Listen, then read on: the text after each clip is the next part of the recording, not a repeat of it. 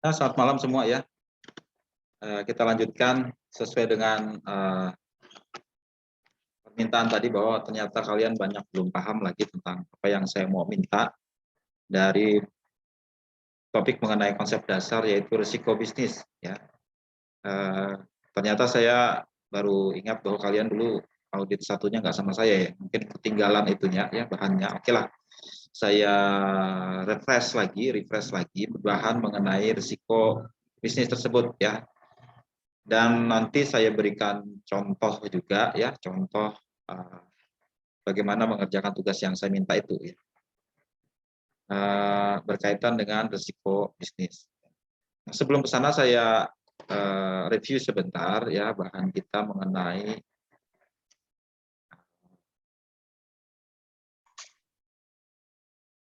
risiko bisnis ya.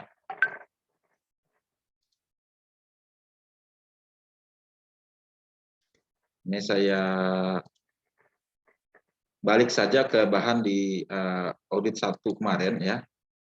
Nah, saya coba refresh kembali supaya kalian paham dulu maksudnya apa ya. Walaupun sebenarnya di topik pertama saya sudah jelaskan ya kan. Tapi rupanya nggak nyambung juga, sudah saya terangkan lagi aja. Nah, jadi kenapa auditor perlu tahu tentang risiko ya? Karena auditor itu sendiri berhadapan dengan risiko ya dalam melaksanakan auditnya. Dan jujur saja risiko itu sebenarnya sulit untuk diukur ya. Dan kita sebagai manusia normal umumnya sulit berhadapan dengan sesuatu yang tidak pasti ya. Risiko itu kan berkaitan dengan ketidakpastian ya. Dan memerlukan pemikiran seksama untuk menanggapinya. Tapi kalau menurut konsep manajemen risiko yang baik, risiko yang ada itu harus pertama dikenali dulu, kemudian ditanggapi dengan tepat. Ya. Nah, auditor pun sebagai seorang profesional yang rasional harus juga bisa menanggapi itu. Makanya di dalam konsep audit mereka mengenal konsep risiko audit. Audit itu ada risikonya, ya. Jadi risiko audit ada risiko bahwa auditor akan memberikan opini yang tidak tepat saat laporan keuangan mempunyai salah saji material. Ya. Salah saji kan itu harus hal yang harus ditemukan oleh auditor. Ya. Kalau ternyata dia membuat opini, padahal terjadi salah saji yang sifatnya material, itu ada risiko dia nanti. Ya. Nah, auditor berusaha memperkecil risiko itu, dia salah mengidentifikasi salah saji yang potensial dan kemungkinannya. Ya. Jadi dibuatlah semacam model sehingga dalam audit itu ada semacam model risiko ya untuk membantu auditor. Jadi sebelum auditor menerbitkan opininya, auditor harus berusaha mengurangi risiko audit itu sampai pada tingkat yang dapat diterima seminimal mungkin ya sampai dia dapat menerimanya untuk memastikan bahwa opini itu bisa diandalkan, opini yang dikeluarkannya itu bisa diandalkan. Bagaimana menguranginya? Ya, menguranginya adalah dengan melaksanakan prosedur audit sampai terdapat bukti yang cukup dan tepat untuk setiap asersi. Ya. Asersi itu mestinya harus kalian tahu ya setiap audit 1 katanya. Yaitu asersi pernyataan mengenai beberapa hal yang betul harus perhatikan berkaitan dengan audit laporan keuangan. Ya. Untuk tiap asersi atas kelas transaksi atau saldo account untuk memberikan keyakinan memadai, ya reasonable assurance bahwa laporan keuangan tidak disalahsajikan secara material. Jadi harus dikurangi risiko itu ya. Nah, untuk mengurangi risiko itu kita harus tahu dulu apa komponen-komponennya ya.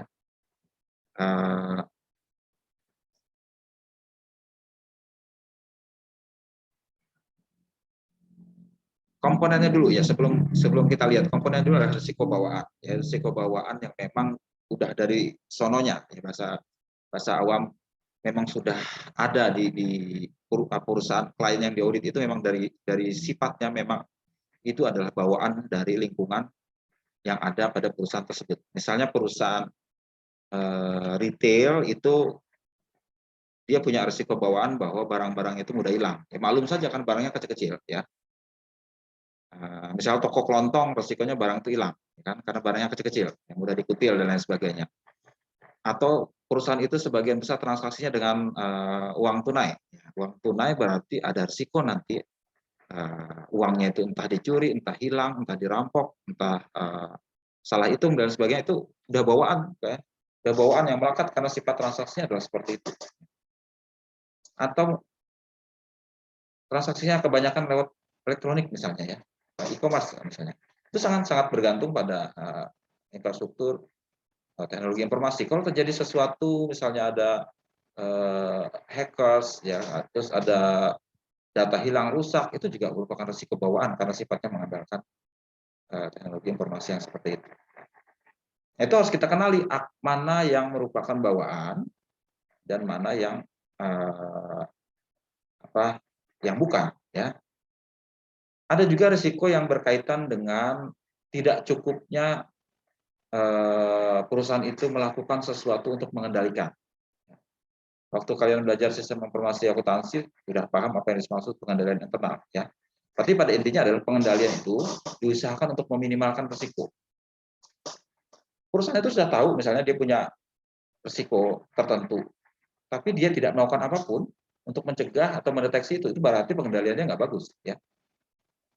Itu bisa terjadi risiko seperti itu karena perusahaan kurang cukup mencegah, ya, dan mendeteksi risiko-risiko berkaitan dengan kesalahan dalam laporan keuangan.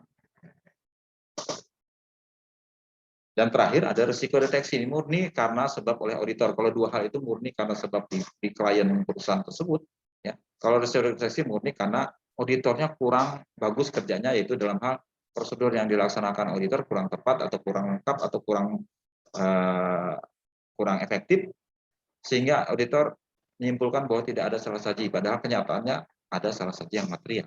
Mungkin karena kesalahan auditornya, bisa seperti itu. Nah, berarti kita bisa menyimpulkan kalau dari dua ini, risiko bawaan dan risiko pengendalian, itu disebut sebagai risiko salah saji material. RSSM adalah penjumlahan dari risiko yang sifatnya bawaan dan risiko yang karena perusahaannya salah menanggapi atas masalah bawaan tersebut, ya. Ya, itu murni karena sebab dari perusahaannya. Dan itu nggak bisa diapa-apain, tapi yang pasti auditor harus tahu berapa besar risikonya, ya. Nah, kita menilai risikonya itu pada tingkat keseluruhan, kemudian diturunkan lagi karena fokus kita adalah audit laporan keuangan, apakah itu kan berdampak kepada masing-masing saldo account. Saldo account itu ada saldo di neraca, kelas transaksi, saldo di laba rugi, dan apakah penyajian dan pengungkapan atas account dan transaksi itu cukup untuk diungkapkan. Baru dari masing-masing versi dan account ini akan kita identifikasi berapa resikonya, ya, berapa resikonya. Nah, ini tadi ya risiko audit tadi. Kalau kita mau analogikan, ya ini rasanya sudah saya ajarkan di sistem informasi akuntansi, ya, berkaitan dengan pengendalian internal, ya. Jadi kalau kita umpamakan kita menyaring air yang keluar dari saluran air, ya. Kita umpamakan analogikan seperti ini. Risiko inherent itu adalah apakah dalam air yang kita tampung itu banyak butir-butiran kotorannya, ya. Jadi kalau airnya kotor, itu berarti memang inherentnya kotor, banyak kandungan non airnya, ya. Tapi kalau airnya jernih, berarti inherentnya itu memang tidak banyak, ya. Nah, berarti apa?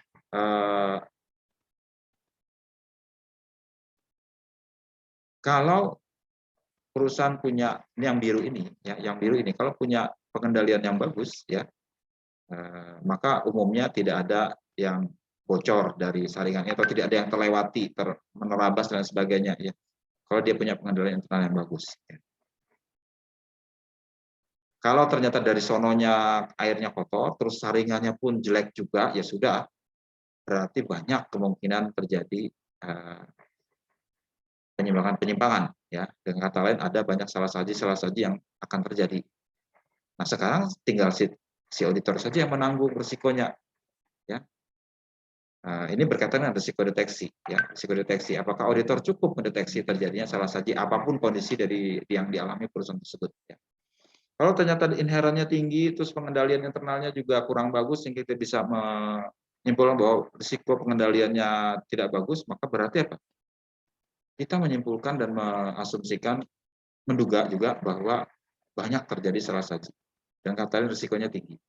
Nah, auditor harus apa? Harus memperbanyak prosedur dia sehingga dia sebanyak mungkin bisa mendeteksi adanya salah saji material itu. Nah, dan rangka memperkecil risiko dia salah dalam mendeteksi. Misalnya hal-hal yang kecil-kecil ini ya, yang lewat dari saringan kedua ini semakin sedikit dengan kata lain seperti itu.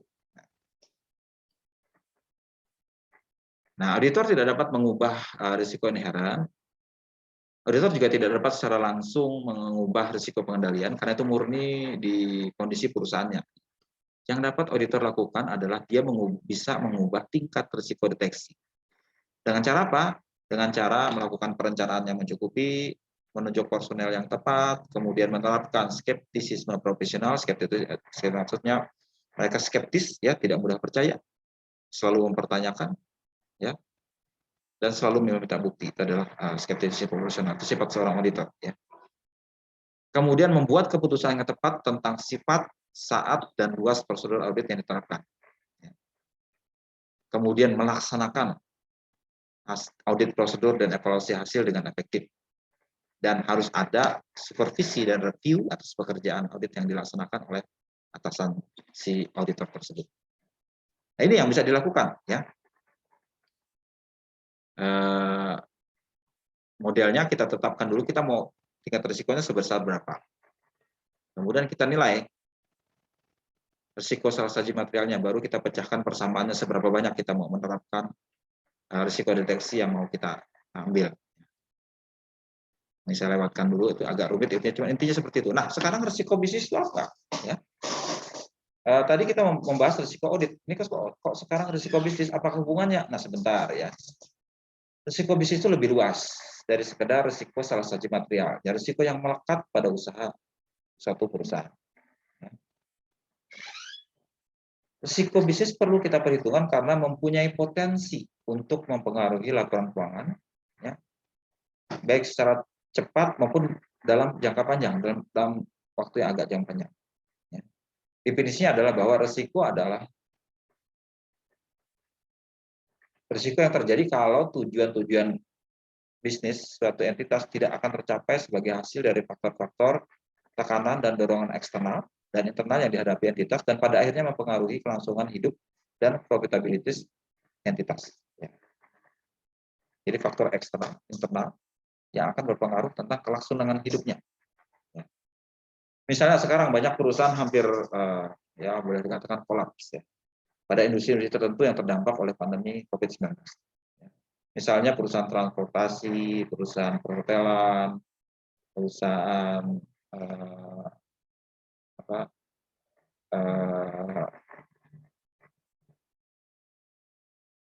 hiburan yang mengandalkan kerumunan orang, restoran, rumah makan dan sebagainya ya. Itu sangat terdampak oleh karena pandemi. Dia punya risiko bisnis yang agak tinggi ya, karena dia bisa tidak mampu bertahan menjaga kelangsungan hidupnya, bisa saja dia kolaps, bangkrut, tutup, dan seterusnya. Ya. Nah ini kita harus perhitungkan. Ya. Auditor juga harus tahu, karena itu punya dampak yang mempengaruhi laporan keuangan dia. Ya. Nah, kita harus pertama menilai dulu risiko bisnis keseluruhan. Ya. Karena itu ada kaitan dengan risiko audit. Ya. Karena dari risiko bisnis yang ada bisa kita turunkan, baik itu berkaitan dengan risiko inherent yang mempengaruhi salah saji material di laporan keuangan, dan ada juga faktor yang berkaitan dengan risiko pengendalian. Nah, dari situ bisa kita turunkan risiko audit kita sebesar berapa untuk perusahaan. Nah, itu latar belakangnya ya, kenapa kita perlu ini ya. Nah, sekarang kita melakukan penilaian risiko. Penilaian risiko.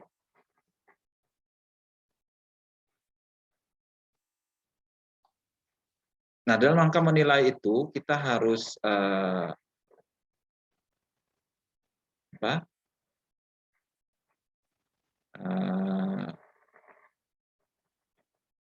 menilai risiko bisnis ya. Nanti kita turunkan risiko itu bagaimana kita menanggapinya, auditor menanggapinya. Yaitu latar belakang supaya Anda jelas kenapa kita perlu melakukan penilaian risiko. Ya. Balik ke konsep yang ada di konsep dasar ini ya.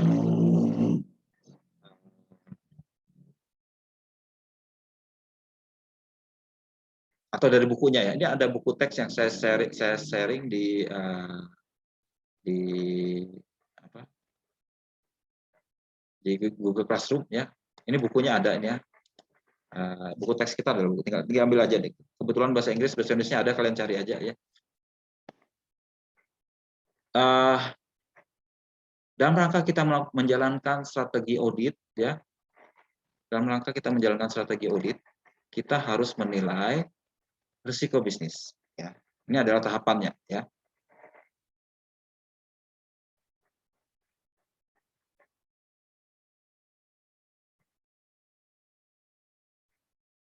Risiko audit adalah risiko bahwa auditor memberikan opini yang tidak tepat pada laporan keuangan. Itu salah saja secara material sudah saya terangkan tadi. Salah satu cara di mana auditor dapat mengurangi risiko audit adalah dengan cara memperoleh pemahaman atas entitas dan lingkungannya. Ya, auditor harus paham dulu ya. Karena dia akan menentukan nantinya reaksi dia kalau dia paham betul tentang bisnis perusahaan ini. Berdasarkan pemahaman itu, auditor dapat mengidentifikasi risiko bisnis mana ya, yang akan berdampak atau berakibat pada salah saji material. Auditor kemudian mengevaluasi seberapa baik entitas menanggapi atau merespon risiko bisnis itu dan memastikan bahwa respon itu telah diimplementasikan dengan memadai.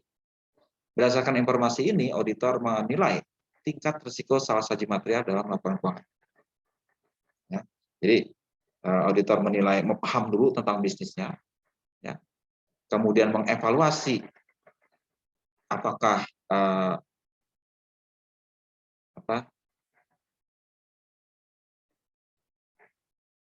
risiko bisnis itu punya dampak terhadap laporan keuangan, ya, dalam hal risiko salah saji material. Kemudian juga mengevaluasi bagaimana perusahaan atau klien itu menanggapinya. Ya. Jadi satu sisi inherentnya identifikasi, satu sisi menanggapi itu bagian dari kontrolnya, ya, risiko pengendalian, risiko inherent dan risiko pengendalian. Nah, berdasarkan itu, karena risiko salah saji material penjumlahan dari dua ini, maka auditor bisa menilai risiko salah saji materialnya. Nah, risiko salah saji material ini akan digunakan untuk merencanakan prosedur audit yang akan dilaksanakan. Itu ininya. Jadi kalau saya minta kalian menilai itu, saya bikinkan semacam ini ya, semacam ini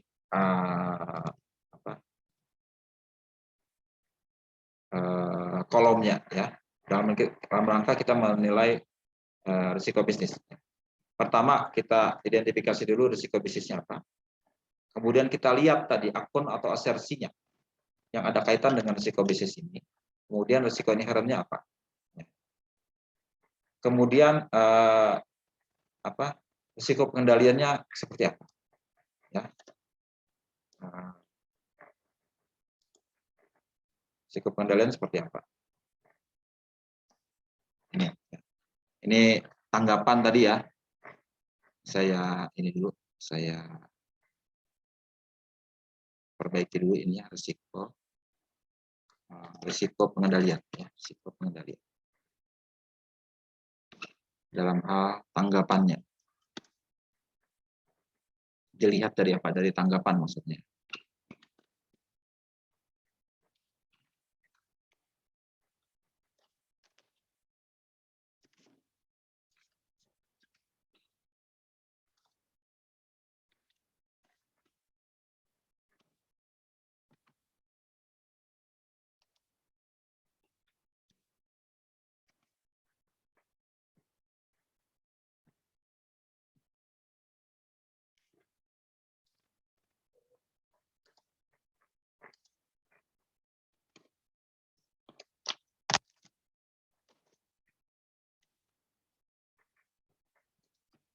Tanggapan.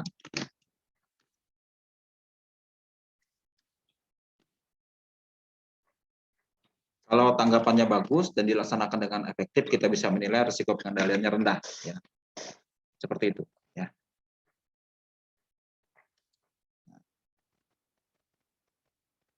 Saya kasih contoh ya. Jadi kemarin saya minta kalian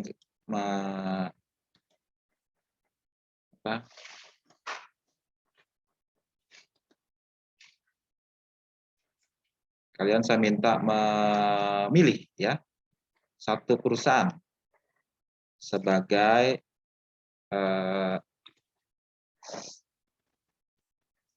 perusahaan yang kalian anggap bisa dianggap sebagai klien. Anggaplah kalian auditor, mengaudit perusahaan itu. Ya. Walaupun sebenarnya perusahaan itu sudah selesai diaudit oleh orang lain, sebenarnya anggaplah seperti itu ya. Saya mau supaya belajar audit ini terus hal yang abstrak ya kan. Tadi saya memberikan penjelasan yang agak abstrak sebenarnya, saya sadar itu. Kalian mungkin nggak bisa menangkap yang saya maksud. Ya. Makanya itu saya selalu berusaha agar kalau belajar audit kita mending belajar dari prakteknya saja. Ya. Saya mungkin nggak bisa membawa kalian bekerja langsung di kantor audit, kantor akuntan, ya, menjadi auditor. Nah sekarang kita simulasikan saja, anggaplah kalian bekerja sebagai auditor, ya, satu perusahaan. Perusahaan itu kalian bisa pilih sendiri. Ya. Perusahaan publik di Indonesia sangat banyak, ya ada 700-an sekian. Kalian bisa pilih salah satunya. Ya. Laporan keuangannya tersedia, laporan tahunnya tersedia, jadi bisa diambil salah satunya itu. Sebaiknya kalian pilih salah satu, ya. Saya menyarankan itu perusahaannya perusahaan manufaktur, karena manufaktur itu lebih lengkap ya, dan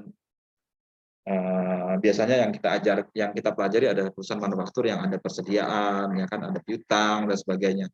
Kalau perusahaan perbankan atau lembaga keuangan itu agak beda, laporan keuangannya sebaiknya jangan, karena kita mungkin tidak bisa melakukan analisis yang biasa kita pelajari di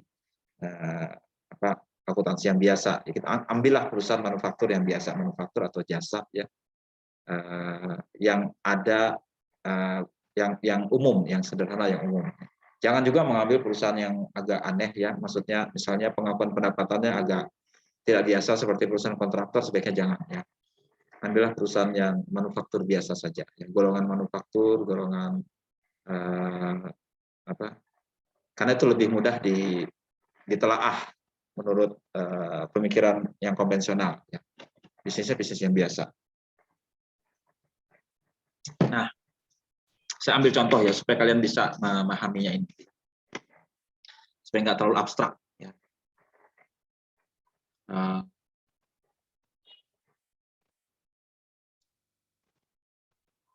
Saya ambil contoh ya yang kalian familiar ya. Ini.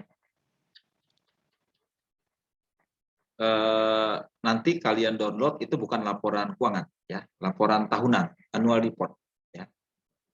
Annual report, karena annual report itu adalah laporan oleh perusahaan pada saat dia menutup buku, dan biasanya disajikan pada saat perusahaan itu melakukan rapat umum pemegang saham RUPS sebagai pertanggungjawaban perusahaan atas tahun yang sudah lewat.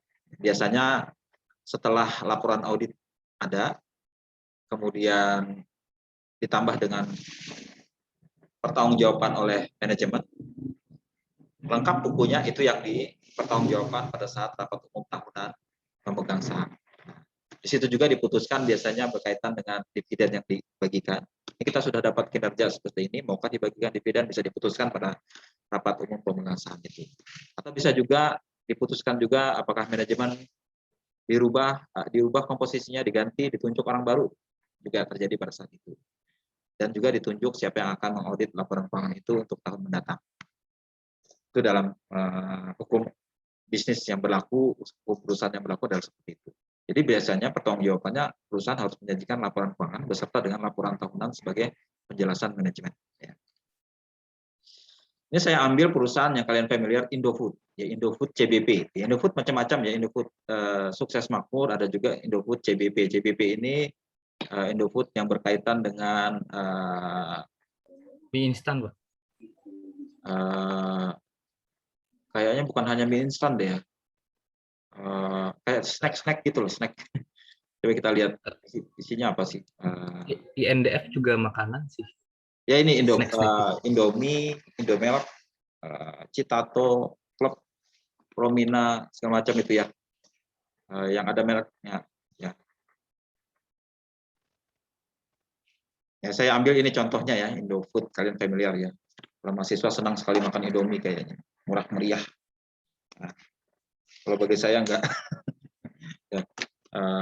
Tapi kok berselera sekali ya kalau kalian melihat Indomie itu. Itu ya, ini ada produknya di sini yang sudah familiar sekali kalian Indomie. Ternyata Indomilk dan Promina juga punya dia ya. Dan snack dengan makanan ringan, mie instan ya, dan juga air mineral. Ya. Nah ini adalah laporan tahunannya ya. Laporan tahunan itu isinya, ini ada daftar isinya.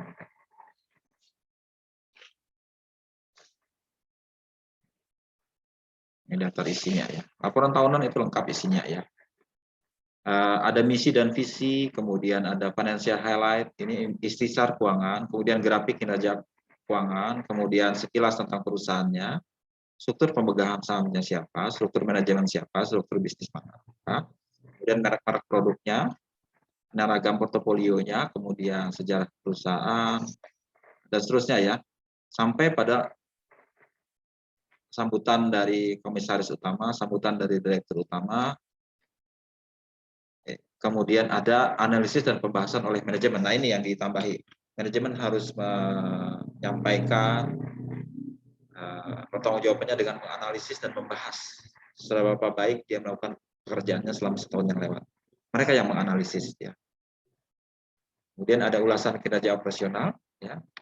Ada juga laporan berkaitan dengan proses produksi, ada berkaitan dengan tata kelola perusahaan, corporate governance, kemudian audit komitinya, kemudian human resources, CSR-nya, kemudian dewan komisaris, dewan direksi, baru terakhir laporan keuangan ya. Laporan keuangan yang mencantumkan laporan keuangan yang diaudit ya. Independent Auditors Report, laporan auditor independen harus ada di sini ya. Harus ada di sini. Biasanya terakhir, di bagian terakhir ya. Nah, bagian terakhir. Ini tebal isinya ya. Ini aja berapa halaman nih? 372 halaman tebal ya. Di bagian belakangnya baru ada laporan keuangan ya. Laporan keuangan. Nah, ini laporan keuangan. Indofood CBP sukses makmur. Laporan keuangan ada surat pernyataan direksi bahwa mereka bertanggung jawab. Dan ada dari auditornya. Kebetulan auditornya EY, Ernst & Young, Purwantono Sungkoro Surya, ini adalah nama Indonesianya. Ini laporan auditnya. Laporan auditnya. Kebetulan opininya wajar, ya, tidak ada masalah nama perusahaannya. Ini laporan keuangan dia, neraca, ya, laporan posisi keuangan. Kemudian ada laporan neraca ini, laporan laba rugi. Ya. Kebetulan Indofood tidak terdampak pandemi, ya. Laba dia tetap naik, ya. Karena produk mereka adalah produk bahan pokok, ya, makanan. Ya. Walaupun snack itu bukan makanan pokok, ya. Tapi tetap saja orang cari snack, ya. Atau Indomie sudah jadi bahan pokok, saya nggak tahu juga. Mungkin karena sudah dianggap bahan pokok. Itu kalau orang bagi-bagi sembako untuk sumbangan ke korban bencana, itu selalu nggak ketinggalan ngasih Indomie. Sudah dianggap bahan pokok. Nah, karena dia berkaitan dengan makanan itu adalah bahan pokok yang selalu akan manusia perlukan di situasi apapun, mau bencana, mau enggak, tetap dia beli makanan, ya kan? Dan ternyata dia tidak berdampak sama sekali karena pandemi. Terbukti dari labanya justru naik, ya. Mau pandemi siapa dia nggak peduli, laba dia tetap naik. Ya. Kebetulan yang saya ambil ini bukan contoh yang baik mencerminkan kondisi pandemi sebenarnya ya. Cuman nggak apa-apa lah ya kan. Nanti kalian bisa temukan kondisi yang berbeda di perusahaan-perusahaan yang terdampak ya. Yang terus terang menyedihkan kondisinya, labanya nggak sebagus ini, bahkan minus ya. Dan kita sanksi apakah dia bisa lanjut sebagai perusahaan atau tidak. Nah ini dan seterusnya ini sampai habis nih isinya laporan keuangan saja nih ya. Laporan keuangannya ada 6 dan catatan atas laporan keuangan ya, catatan atas laporan keuangan yang ini ya. Catatan atas laporan keuangan dari halaman berapa ini sampai dengan selesai ya. Banyak sekali, tebal sekali, semakin besar perusahaan semakin tebal isinya ya, karena dia semakin banyak kompleks laporan isinya. Nah, ini yang kita audit ya. Laporan keuangan inilah yang kita audit. Untuk sampai mengaudit ini ya, menurut konsep audit risk model ya, itu nggak langsung main tembak ya. Terus terang konsep berdasarkan risiko itu konsep yang baru-baru sebenarnya ya. Dan terus terang sampai sekarang auditor masih belum terlalu familiar dalam melaksanakan bagaimana menerapkan audit risk model itu, termasuk melakukan risiko bisnis ya, mengidentifikasi risiko bisnis itu terus terang tidak dijalankan dengan konsekuen di lapangan ya. Auditor punya kecenderungan dia main tembak itu maksudnya langsung lari ke laporan keuangannya saja, langsung diperiksa di situ. Padahal sebenarnya kalau mau efektif sekaligus efisien ya, auditor harus berangkat dulu dari pemahaman yang luas, baru dia mengaudit yang sempit ini. Jangan langsung pergi ke situ tanpa kita melihat kondisi yang luasnya ya. Dan itu menuntut apa? Menuntut auditor paham tentang bisnis. Jadi akuntan itu harus paham tentang bisnisnya dulu. Karena dia tidak akan mudah ditipu kalau dia paham terlebih dahulu konteks di mana perusahaan itu beroperasi. Kalau main langsung tembak di laporan keuangannya, ya langsung memeriksa mana buktinya dan segala macam, ya itu mungkin tidak tepat. Ya. Cara yang lebih efisien dan sekaligus efektif adalah kita tahu dulu risikonya di mana. Risiko itu yang akan kita fokuskan. Ya. Audit akan jadi lebih terfokus. Ya.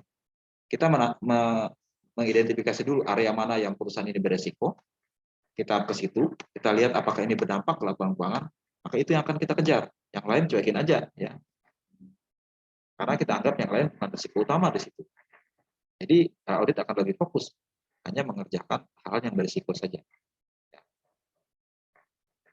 Dan auditor juga harus paham ya tentang hal itu. Nah, inilah saya mengajak kenapa kalian harus berpikir dulu tentang risiko bisnis, karena itu akan lebih efisien audit dilakukannya. Ya. Dan nanti juga di dalam tahap pelaksanaannya akan lebih baik. Jadi seorang akuntan itu sebenarnya punya pengetahuan bisnis. Ya. Kita tuh sebagai akuntan tuh lengkap. Kita tahu tentang ekonomi, tahu tentang bisnis, tahu tentang manajemen, ya. Tahu juga tentang akuntansi dan auditnya. Komplit sebenarnya ilmu kita itu ya. Sebenarnya kalau paham, makanya orang-orang tuh banyak masuk ke jurusan akuntansi karena dia komplit dapatnya. Ya. Walaupun dia mungkin tidak bekerja jadi auditor, ya, cuman kan ilmunya dia dapat, ya. Bahkan mungkin sudah kerja jadi auditor pun, ya. Saya dulu pernah kerja jadi auditor, ya. Teman-teman saya ada yang tidak lagi kerja jadi auditor, ada yang jadi pengusaha, ada yang jadi bekerja di perusahaan, tidak jadi auditor lagi, ya. Tapi dia membawa bekal ilmunya jadi auditor tersebut di bidang yang dia jalani, ya. Karena dia umumnya sudah punya pengetahuan bisnis yang sudah sangat memadai dari dia mengaudit itu. Apalagi kalau misalnya dia pada saat mengerjakan audit itu menggunakan pendekatan audit risk model ini akan lebih komplit lagi ilmunya. Ya.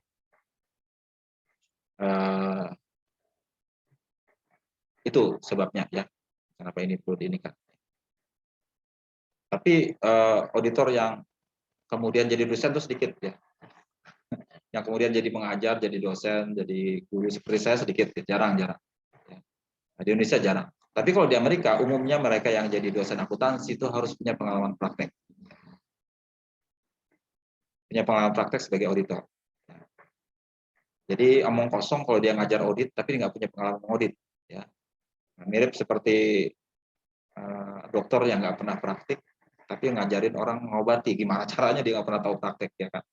Makanya di sana kalau yang ngajar audit itu umumnya sudah punya pengalaman praktek dan punya gelar CPA terlebih dahulu. Ya. Waktu saya melamar untuk ngambil S3 di luar negeri, mereka melihat bukan hanya nilai saya, tapi melihat pengalaman kerja saya.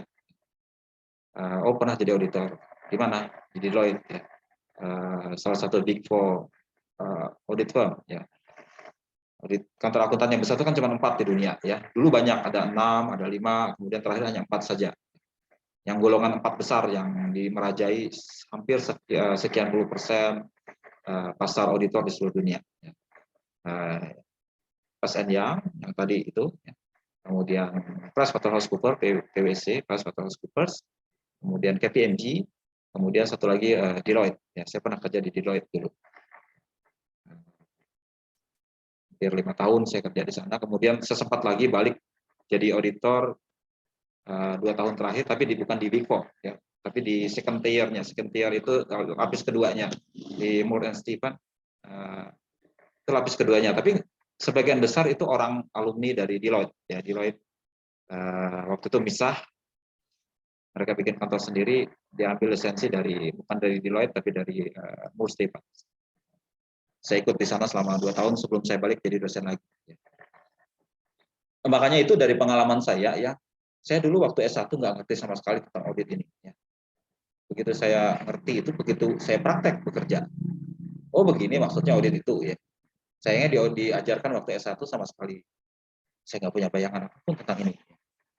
Nah, berangkat dari pengalaman itu, selama saya mengajar audit, ya dari sejak saya kembali jadi beralih profesi jadi dosen, saya selalu membawa supaya pengajaran ini tidak sesuatu yang abstrak.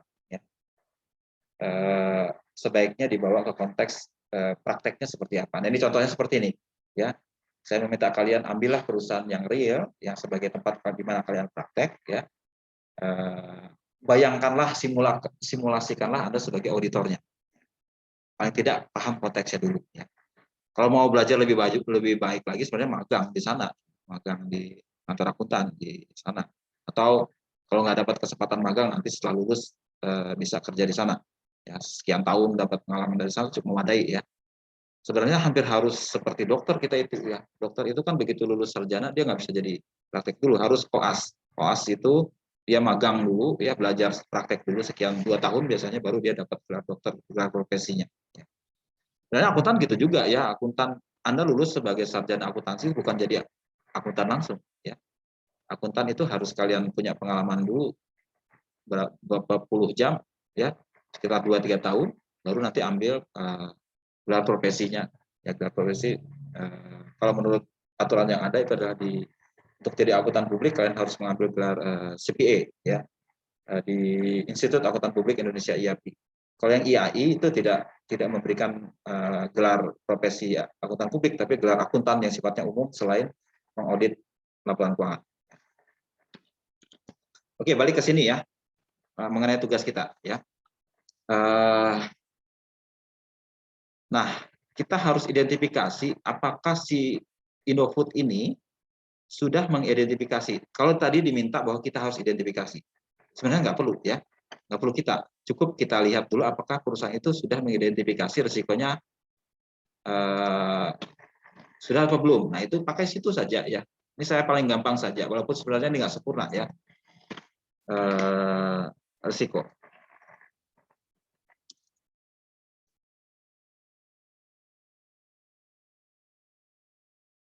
Nah ini ada kebetulan dia menguraikan mengenai sistem pengendalian internalnya dalam 5 komponen. Ini mirip seperti yang kita pelajari di SIA ya kan, ada lingkungan pengendalian, penilaian risiko, aktivitas pengendalian, informasi dan komunikasi, dan monitoring atau pemantauan. Saya jelaskan bagaimana pengendalian internal di situ. Dan ada sistem manajemen risiko. Nah, dia memakai menurut POSO yang sudah mirip kita pelajari menurut kerangka IRM, Enterprise Risk Management. Nah, Indofood sudah mengidentifikasi ada top risk tahun 2020. Ini setelah terjadi pandemi. Risiko pandemi COVID-19 katanya. Ini sebelah kiri bahasa Inggris, sebelah kanan bahasa Indonesia. Tapi isinya sama. Risiko paling top pertama diidentifikasi oleh Indofood adalah risiko terjadinya pandemi COVID-19. Apa sih sebenarnya ya? Di uraiannya ada ya. Pandemi COVID-19 mulai menyebar tahun 2020 telah menimbulkan gangguan pada aspek kesehatan, sosial ekonomi mengingat risiko penularan yang tinggi dan gangguan kesehatan yang dapat ditimbulkannya. Dampak lanjutan dari pandemi tersebut adalah berkurangnya interaksi dan kegiatan bermasyarakat akibat kekhawatiran penularan selain diterapkannya pembatasan sosial berskala besar oleh pemerintah guna menekan penyebaran virus di mana juga berdampak pada aktivitas kegiatan usaha. Dengan memiliki kegiatan usaha di bidang industri makanan dan minuman, perseroan maksudnya Indofood ya, diperkenankan untuk tetap beroperasi selama masa pembatasan sosial berskala besar. PSBB kalau istilah tahun lalu, sekarang PPKM ya. Nah, perusahaan makanan itu tidak di stop ya, berbeda dengan perusahaan penerbangan, ya, perusahaan perhotelan segala macam itu stop sama sekali ya. Dibatasi. Kalau dia karena bergerak di dalam industri yang menyangkut hajat hidup orang banyak ya, itu tetap diperkenankan beroperasi ya. Berarti apa? Risikonya sebenarnya kecil ya.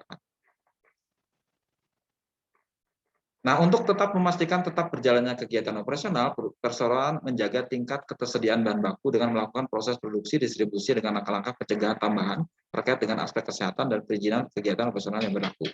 Yang sesuai ya. Nah, itu.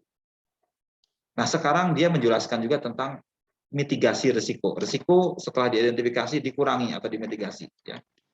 Untuk memitigasi risiko penularan pada karyawan, perseroan senantiasa mematuhi protokol kesehatan dan menerbitkan pedoman pencegahan penularan. Nah, dia menyebutkan risiko pandemi, tapi justru dia menyebutkan juga dia tidak kena risiko yang parah di sini ya, karena tetap beroperasi.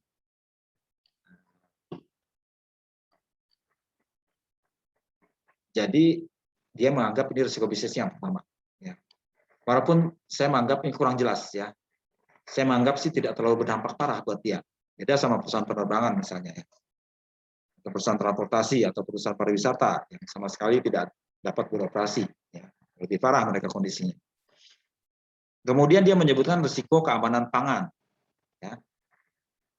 Food safety risk. Sebagai produsen makanan dan minuman, dalam kemasan yang melayani konsumen dari segala usia, perseroan menghadapi risiko bawaan. Nah, risiko bawaan. Dia sudah mengidentifikasi bawaan dia. Ya. Tentang keamanan pangan atas produk jadi yang dihasilkan, dipasarkan, dan dikonsumsi oleh konsumen. Nah, bagaimana mitigasinya? Tanggapan dia bilang senantiasa menjaga pengawasan terhadap proses pengolahan dari bahan baku, produksi hingga distribusi produknya. Jangan sampai produk yang dijual itu mengandung racun, tidak halal dan sebagainya ya. Dia harus jaga itu. Ya. Ini berarti bagian dari tanggapan risiko atau pengendaliannya. Terus risiko ketiga adalah risiko berkaitan dengan kenaikan bahan baku dan komoditas. Ya. Biaya produksi dan harga jual produk dihasilkan dipengaruhi oleh fluktuasi harga berbagai komoditas dan bahan baku. Beberapa faktor yang mempengaruhi fluktuasi adalah tingkat permintaan dan pasokan komoditas dan bahan baku, kondisi cuaca, tren konsumsi, regulasi dan pemerintah, kondisi perekonomian, nilai tukar rupiah, dan peristiwa geopolitik. Kenaikan harga bahan baku dan depresiasi nilai tukar rupiah terhadap mata uang asing dapat berpengaruh negatif terhadap kinerja keuangan perseroan. Nah, dia diidentifikasi di sini. Kenaikan harga bahan baku dapat berdampak negatif terhadap kinerja keuangan. Nah, ini yang jadi perhatian kita. Ya. Ting langsung seauditornya. Oh, ini nih. Ya. Kenapa? Karena Indofood ini terus terang bahan bakunya itu impor. Tahu bahan bakunya utama apa? Indofood. Mie itu bahan bakunya apa? Indomie itu. Tepung, Ya, tepung. tepung terigu. Tepung terigu itu dihasilkan dari gandum. Ya, gandum kita menghasilkan nggak di Indonesia? Ada, kita bertanam gandum di sini. Ya. Kita hanya produksi beras. Beras itu hanya bikin nasi buat bahan pokok. Ya.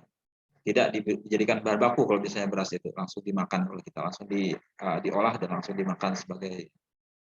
Ironisnya kita negara paling top menghasilkan Indomie, kayak apa mie instan, tapi bahan bakunya bukan dari sini, ya, dari negara lain.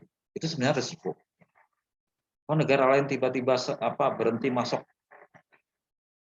tepung, gandum, sorry, gandum, akibatnya apa? Stop lah dia, ya, kacau dia. Ya. Jadi sebenarnya secara pangan, kalian makan Indomie itu nggak bagus buat swasembada pangan karena kita mengimpor. Ya. Harusnya dibikin ya mie itu dari beras misalnya gitu ya. Ternyata beras kita juga impor juga dari Vietnam, dari Thailand ya. Nah, balik ke sini, ya ini sebenarnya ada risiko buat si Indofood ya. Kalau terjadi sesuatu dengan pasokan bahan baku, karena dia sebagian besar impor, ya,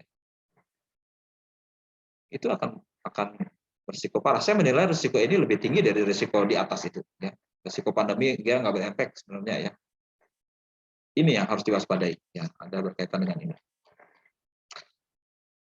Untuk memitigasi risiko ini, perseroan memperkuat mata rantai pasokan dengan menjalin kemitraan strategis dengan para petani dan pemasok dalam negeri, memperluas diversifikasi pemasok bahan baku, menggunakan substitusi bahan baku BW3 tanpa mengurangi kualitas produk akhir. Kemudian perseroan juga melakukan simulasi harga komoditas dan bahan baku untuk memantau dampak pergerakan harga terhadap kinerja perseroan. Tadi dia punya risiko kan, karena bahannya impor, ya. Tapi mereka juga kayaknya tadi membuat rantai pasokan yang menjamin, ya, diversifikasi pemasok bahan baku, tidak hanya bergantung pada satu pemasok saja, banyak cadangannya. Satu matikan yang lain ada. Dia impor dari beberapa negara, ya. Dari Australia, dari Amerika dan Kanada kalau nggak salah, penghasil gandum. Ya. Tapi dia juga bahan baku dalam negeri juga banyak, ya kan.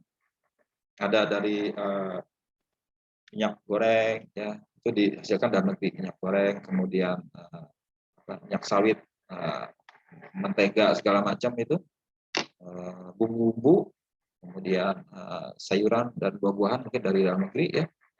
Itu tadi ada Indomilk itu susunya nggak impor ya, susunya tetap dihasilkan dari dalam negeri ya. Susu kita masih bisa menghasilkan dari dalam negeri di daerah-daerah tertentu di Jawa ada produsen susu, di Malang, di Bandung itu ada daerah yang dingin di Jawa banyak menghasilkan susu.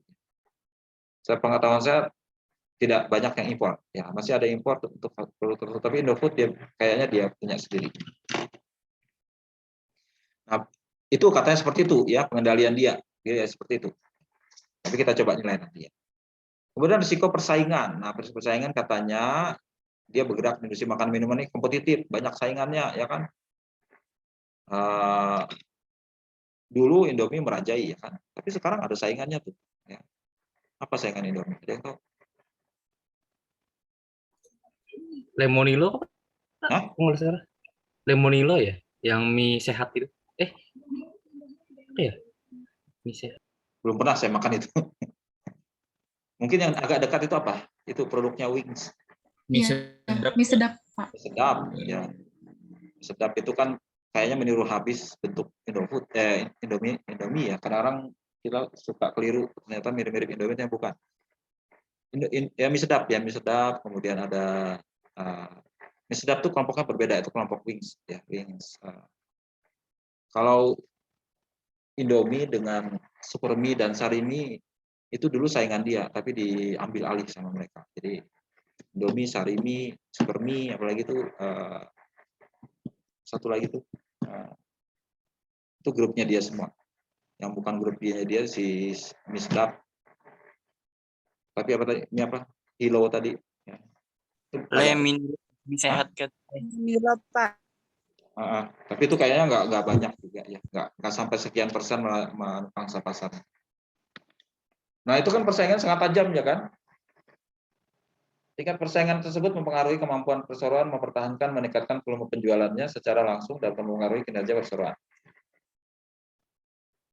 Untuk memitigasi risiko tersebut, perseroan melakukan terus-menerus memantau kondisi pasar, melakukan inovasi produk, dalam rangka memenuhi kebutuhan dan selera konsumen, meningkatkan kualitas produk, menjalankan kegiatan pemasaran yang tepat sasaran, menerapkan program efisiensi biaya, dan meningkatkan kualitas layanan kepada konsumen. Saya bilang mereka berhasil ya. Mereka punya produk Indomie di tiap provinsi. Untuk tingkat nasional dia produk yang standar, ya mie biasa itu, mie goreng dan sebagainya. Tapi di tiap provinsi punya loh sendiri-sendiri. Tempat kita misalnya ada mie soto Banjar, mie 5 kuit. Itu cuma ada di sini. Ya. Kalau saya ngasih oleh-oleh ke orang, saya bawa aja ini Banjar gitu kan. Oh, orang tertarik, oh gini kan rasanya gitu. Di tempat lain ada, di provinsi lain ada rasa rendang di Sumatera Barat, kemudian ada rasa soto di Jawa, ada rasa ya macam-macam lah di tiap daerah punya ciri khas sendiri. Itu yang strategi Indofood supaya dia bisa masuk ke tiap segmen geografis di seluruh Indonesia ya, dan merajai. Bahkan orang ke luar negeri loh ya. Waktu saya kuliah di Australia ya, itu orang sana sangat suka makan Indomie yang mie goreng itu. Ya. Saya tanya kenapa sih suka makan ini? Minyak anu katanya, minyak enak. Kenapa? Manis karena kita pakai kecap manis. Ya. Kalau mie orang Cina, orang Jepang nggak pakai kecap manis. Mereka pakai kecap, tapi kecapnya kan yang kalau kita anggap kecap asin. Ya. Kecap manis itu kan kreasi orang Indonesia sebenarnya ya. Kecap itu ditambah dengan gula aren. Jadi manis. Ya. Dan itu nggak dipunyai oleh negara lain yang ada gulanya itu ya. Sampai itu di Afrika sana itu sangat gemar orang Nigeria, orang Ghana itu makan Indomie. Itu bahkan jadi sesuatu yang diperebutkan oleh orang di sana ya. Indofood serius menggarap pasar di Afrika sana karena ternyata mereka sangat suka makan itu. Jadi Indofood ngakali juga bahannya impor, tapi juga diekspor lagi balik ke sana ya. Dibalikkan lagi itu. Jadi dia sebenarnya nggak terdampak secara kalau kita impor terus dikonsumsi oleh dalam negeri kita sendiri itu agak rugi ya. Tapi dia impor lempar lagi ke sana ya lumayan offset kan jadinya. Jadi strategi dia lumayan bisa menggarap pasar jadinya ya. Walaupun Indomie itu kan murah di sini ya. Berapa sih harga Indomie sekarang? Saya nggak tahu. 2.000 ya satu itu ya. Kalau di sana itu harganya berapa ya? Beberapa tahun yang lalu itu harganya 50 sampai 70 sen waktu di sana. Itu sekitar 7.000 satu bungkus ya. Nggak sampai $1 harganya, nggak sampai 10.000 ya. Cuman kan itu 2 kali lipat, 3 kali lipat dari harganya di Indonesia ya. Tetap aja itu murah buat mereka. Bayangin cuman harga dikurang dari $1, mereka bisa makan kenyang. Makan kenyang kan makan Indomie itu. Ya. Itu produk yang populer di luar negeri. Ya. Dan saingan si Indofood itu belum merambah ke luar negeri sebenarnya ya. Jadi walaupun Indofood itu menganggap ini risiko besar, tapi dia merajai pasar di sini, dia memegang pasar utama. Kemudian risiko pemanasan global dan perubahan iklim. Ya, ini katanya berkaitan dengan pemanasan global itu berdampak terhadap proses produksi bahan baku dan distribusi produk. Ya. Kemudian risiko keberlanjutan atau sustainability. Ya. Berkaitan dengan ketersediaan pasokan bahan baku yang berkualitas dan sumber daya alam yang mendukung kegiatan operasional perusahaan. Nah, juga ada dia berkaitan dengan risiko keamanan cyber, ya cyber security risk di tengah teknologi digital. Ya. Seingat saya perusahaan Indofood ini paling canggih sistem teknologi informasinya. Ya. Saat perusahaan dalam negeri belum punya sistem IT yang canggih, mereka sudah punya dari sekian puluh tahun yang lalu. Dan mereka mengkhawatirkan akan ada masalah nantinya di keamanannya, ya. Maka mereka membuat platform keamanan yang mendeteksi dan mencegah terjadinya serangan cyber dan gangguan digital lainnya, membuat kebijakan IT dan sebagainya. Nah, ini adalah risiko bisnis, ya. Kita coba nilai apakah ini punya dampak yang signifikan terhadap risiko salah saji material. Ya. Coba ya. Dan semua ini punya dampak serius ya. Misalnya risiko pandemi COVID-19 ya. Alihkan saja ke mana tadi? Nah, ke sini kita tadi. Kita nilai nanti apakah ada beberapa yang mungkin tidak kita anggap serius ya. Ini menurut mereka, menurut auditor bisa beda ya. Nah, risiko pandemi, kemudian risiko keamanan pangan, ya bolehlah kita masukin ke sini.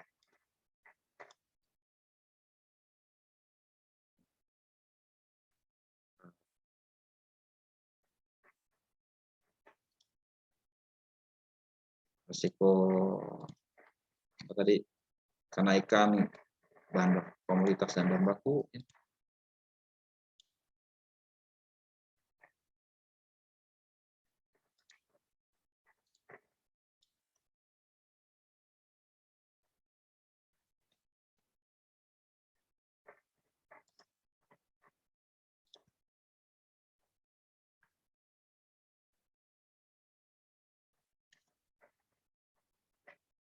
Nah, coba ya, kelihatannya kita sudah apa namanya, lebih concern ke masalah kenaikan bahan baku ini ya. Tadi saya sudah jelaskan bahwa auditor itu akan lebih peka terhadap masalah yang satu ini ya.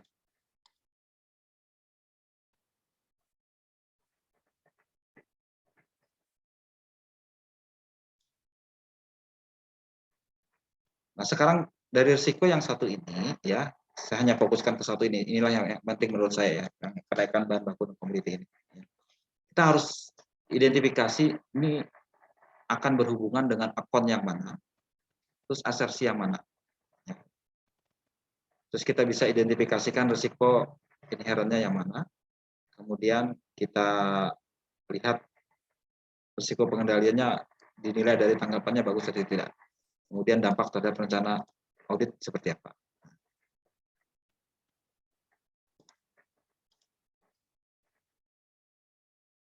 Kita lihat lagi penjelasan dia tadi kan, biaya berarti biaya produksi dipengaruhi fluktuasi harga.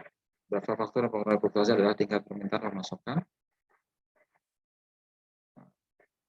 Berarti biaya produksi dan harga jual produk ya kan. Nah, berarti akun yang dipengaruhi itu bisa biaya produksi dan penjualan ya. Harga jual itu berkaitan dengan akun penjualan.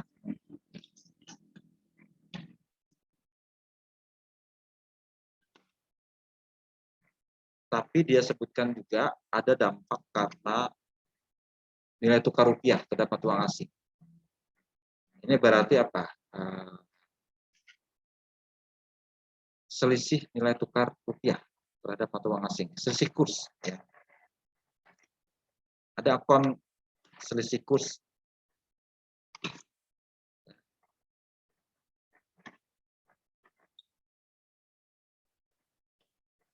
Selisih.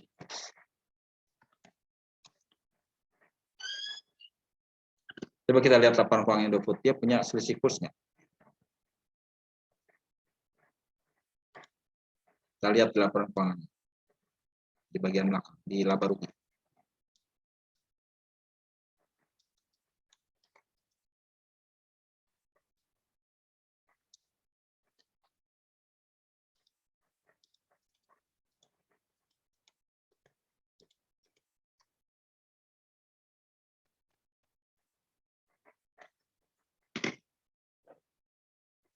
Beban operasi. Nah, selisih kurs atas penjabaran laporan keuangan. Ada 176, ini dia pakai satuannya jutaan, 176 miliar ya. Itu ada selisih kurs. Walaupun tidak dimasukkan dalam laba tahun berjalan, tapi masuk ke laba komprehensif ya. Itu ada 176 selisih kurs.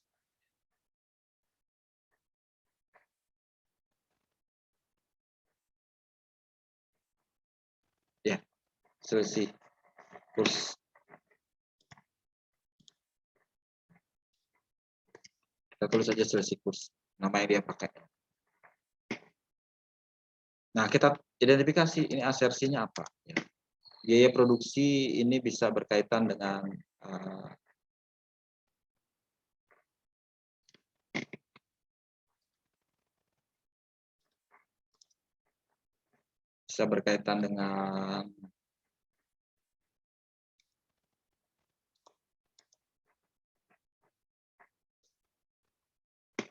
valuasi dan akurasi. Kalau biaya produksi berkaitan dengan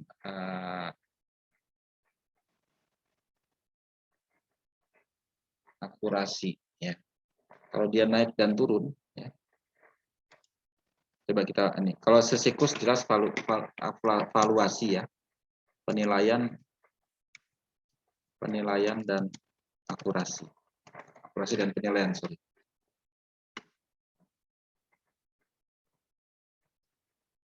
Dan ada kaitannya dengan, ini saya miringkan aja ya. Saya miringkan aja. Ini berarti asersinya.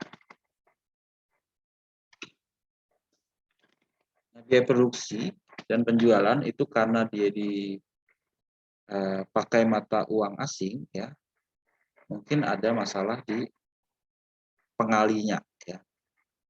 Dia kan misalnya beli gandum ya, sekian ton, harganya dalam bentuk dolar.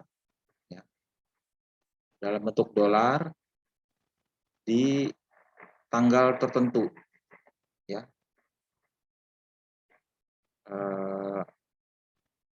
Tapi mungkin karena gejolak karena dulu misalnya harga kursnya naik ya. Dulu dengan $1.000, $1 anggaplah 12.000, jadi sekitar 12 juta ya. Tiba-tiba dolarnya naik jadi 14.000, jadi 14 juta ya. Dengan barang yang sama harganya dari 12 naik ke 14. Yang dulunya kita catat di stok kita mungkin sekitar 12 terjadi 14. Nah, itu sama berkaitan dengan penilaian dan akurasinya.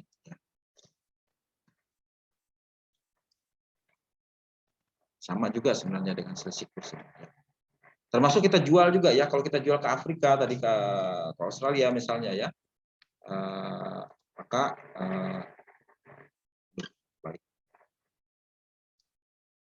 akan ada masalah di situ ya.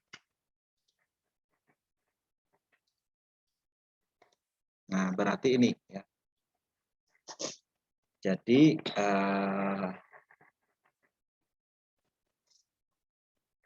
risiko inherentnya ya, risiko auditnya itu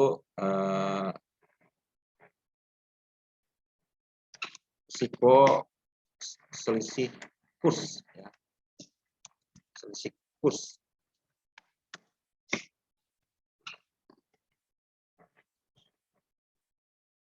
Terus bagaimana dia mengatasi selisih kurs? Kita lihat lagi tadi ya.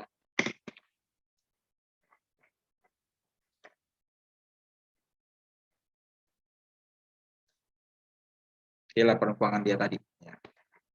Mana tadi?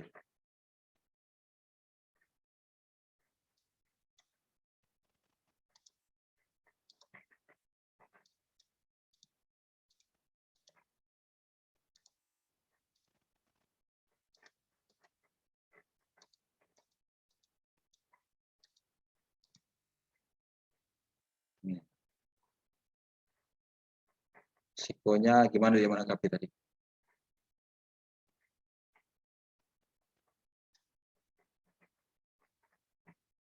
Simulasi harga komoditas. Apakah mereka nggak punya lindung nilai di sini? Ya.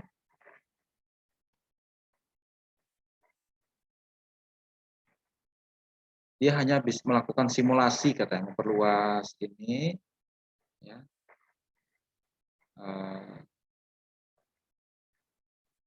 Simulasi harga komoditas dan harga baku untuk memantau pergerakan pasar harga. Cuman itu dia cerita ya, kita bisa menganggap ini kurang, nggak ini nih. Kalau saya menganggap kurang, harusnya ada semacam mekanisme hedging, lindung nilai ya. Apakah mereka melakukan itu?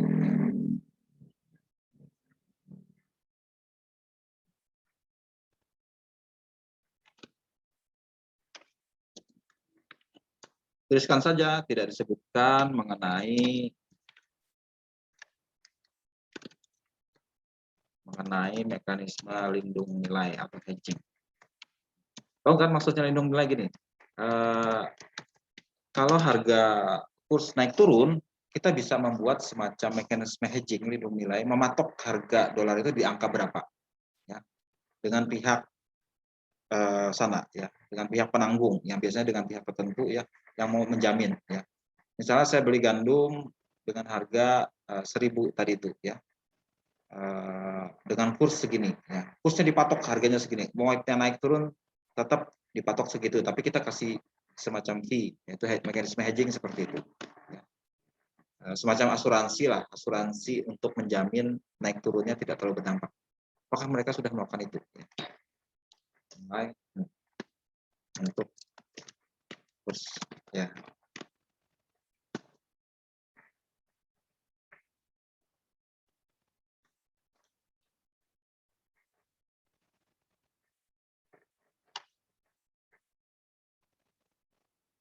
Nah tadi risiko tadi ya, ini dalam bahasa Inggrisnya ini hampir sama dengan kasus yang di buku ini ya.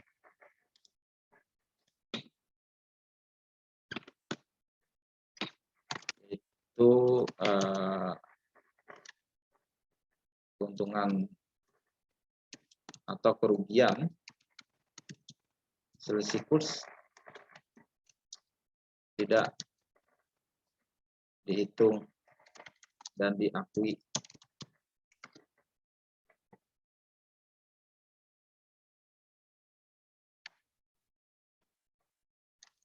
dengan tepat. Bisa jadi ya, dia mungkin tidak punya itu. Jadi kalau kita melihat risiko bisnis seperti ini, maka efeknya kita curiga ya akan punya dampak ke situ.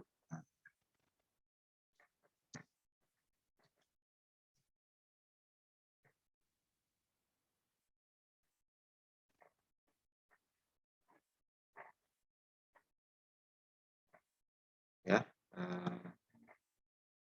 Kemudian kita melihat juga dampaknya terhadap rencana audit seperti apa ya. Kalau di buku kita dampak itu ya, misalnya meningkatkan ini ya.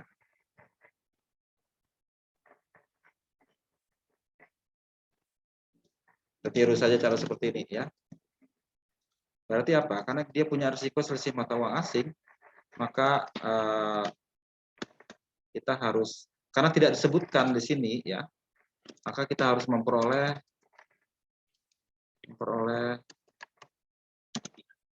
bukti kontrak ya, kontrak lindung nilai hedging dan menguji atau mengetesnya kontrak tersebut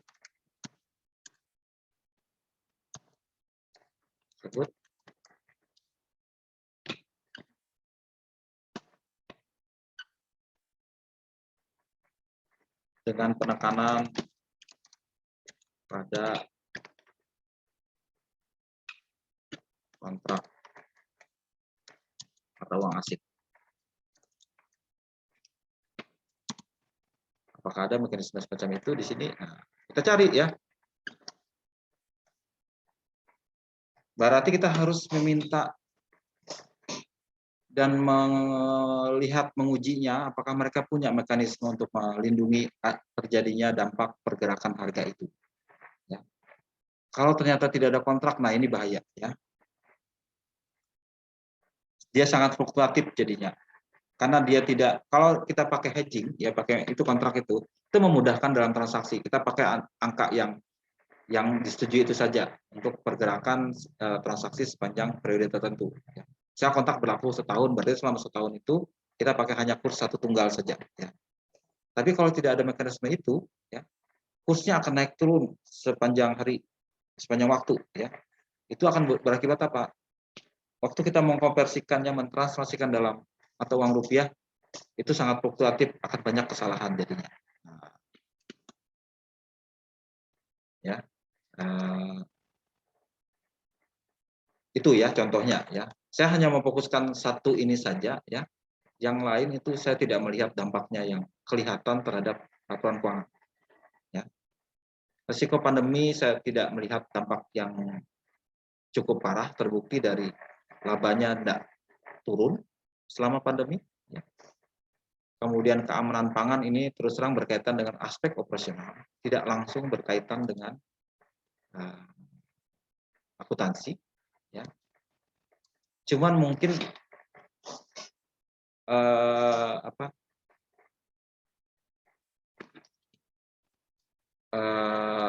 misalnya ya terjadi keracunan ya, apa yang perusahaan harus lakukan? Keracunan mungkin ya citra merek akan turun, ya kan?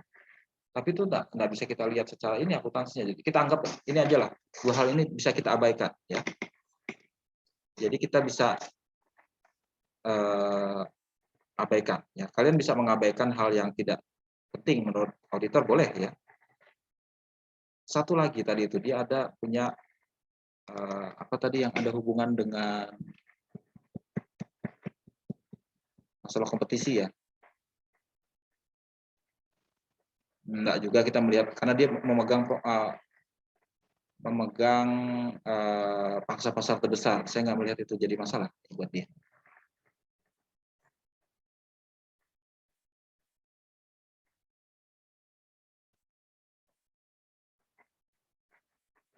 Nah ini risiko pemanasan global dan perubahan iklim bolehlah karena ini berdampak serius pada kemungkinan ada bencana ya, kerusakan, kebakaran dan sebagainya ya.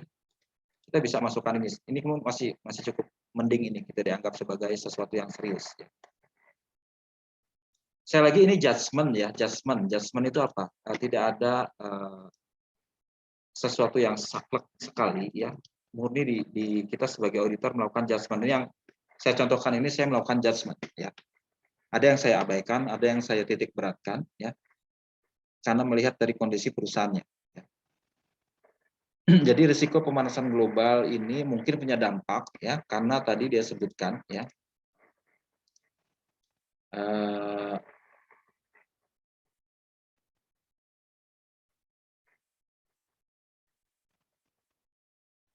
Kejadian tersebut tidak hanya berdampak terhadap fasilitas dan aset, tapi juga menyebabkan gangguan proses produksi, ketersediaan bahan baku, dan distribusi produk. Ya.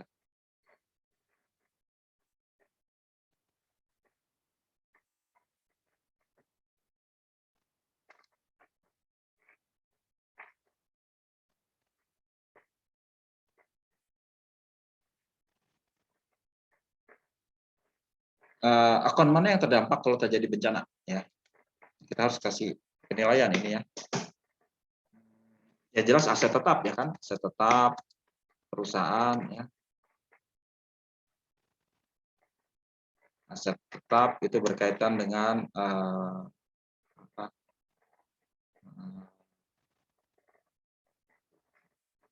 penilaian ya. Jelas kalau asetnya rusak ya, kita harus melakukan impairment, penurunan nilai ya.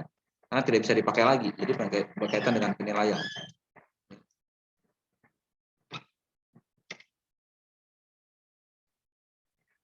Risiko bencana alam yang berakibat seperti dia bilang kerusakan fasilitas aset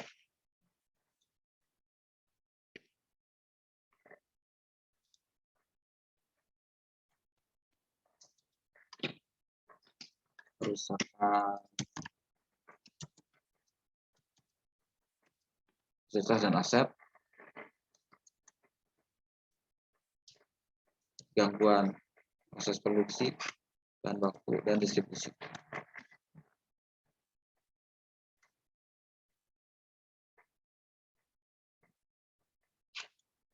Ini kita anggap sebagai risiko inherent ya.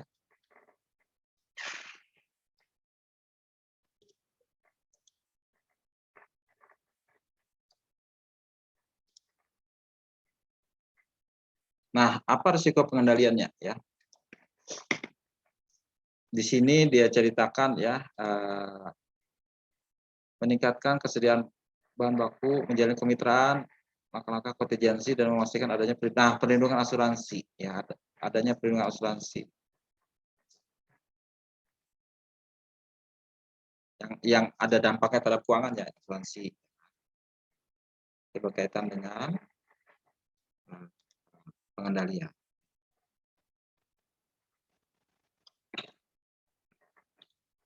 Akibatnya apa? Kita memperoleh bukti, sama tadi memperoleh bukti perlindungan asuransi apakah mencukupi untuk menghadapi risiko bencana alam. Ya, kayak kebakaran, perubahan iklim nih kan, kebakaran, kerusakan dan sebagainya, banjir, ya kan? Apakah mereka sudah punya itu?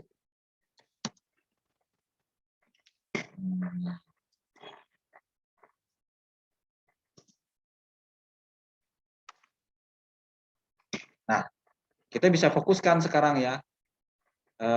Ini kebetulan hanya risiko yang mereka identifikasi. Ya kan? Ada risiko-risiko lain yang mungkin kurang tidak dia sebutkan. Ya. Tapi auditor bisa membuat sendiri di luar ini. Ya. Tapi saya nggak minta itu ya. Saya hanya minta kalian mengidentifikasi yang sudah diidentifikasi saja. Ya, saya nggak minta kalian di luar itu. Ya.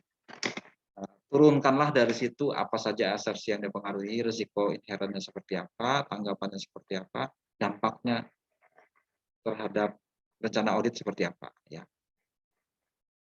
Jadi ini memberikan clue bagi auditor bahwa waktu kita memeriksa Indofood, ya, kita harus hati-hati tentang kemungkinan adanya selisih kurs dan kemungkinan akan terjadinya kesalahan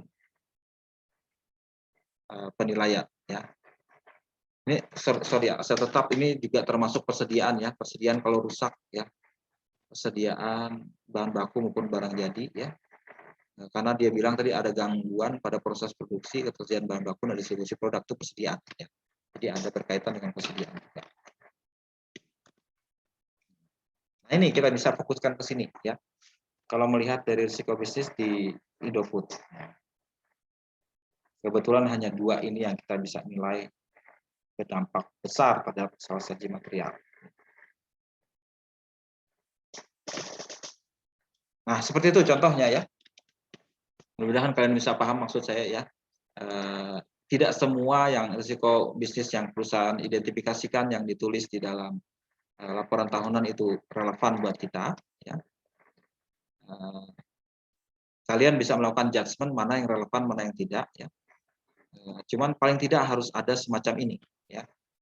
Penilaian kita atas risiko dia, baik risiko inherent, risiko pengendalian, dan apa dampaknya terhadap yang harus dilakukan oleh auditor untuk kasus ini. Jadi kalau Anda sebagai auditor Indofood, balik lagi ke kasus ini, kita harus hati-hati terhadap selisih kurs yang terjadi, hati terhadap terjadinya kemungkinan kerusakan aset dan persediaan karena adanya bencana. Ya.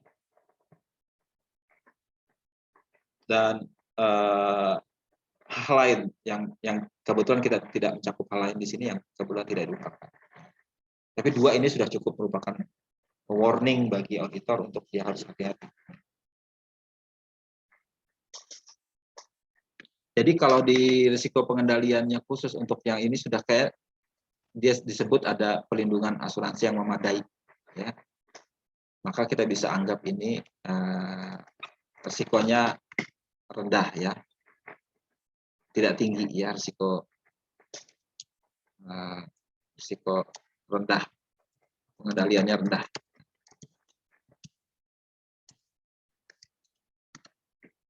Yang di sini kebetulan kita tidak punya informasi ya tentang seberapa baik dia melakukan mekanisme lindung nilai hedging ya.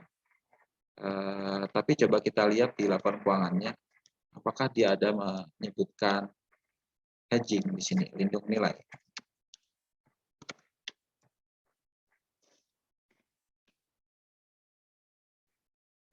Saat ini kelompok usaha tidak mempunyai kebijakan formal lindung nilai atau eksposur suku tingkat bunga. Nah, ini sebenarnya ada clue di sini bahwa tidak punya kebijakan formal. Ya. Tidak mempunyai kebijakan lindung nilai.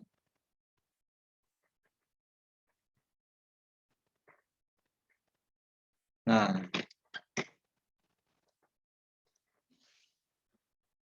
tidak ada kebijakan formal.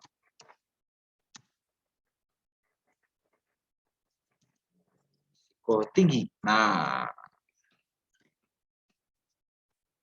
risiko pengendaliannya tinggi.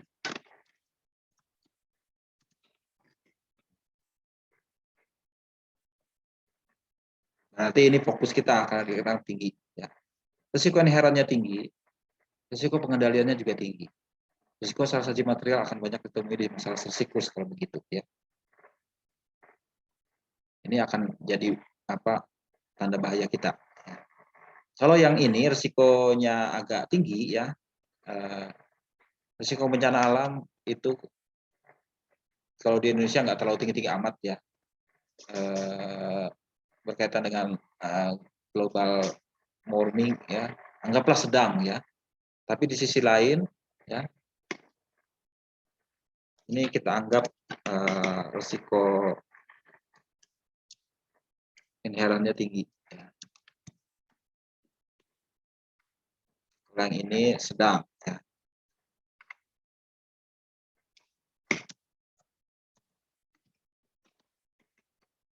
Ya, berarti ini tinggi-tinggi, jelas ini akan berdampak pada perlunya prosedur yang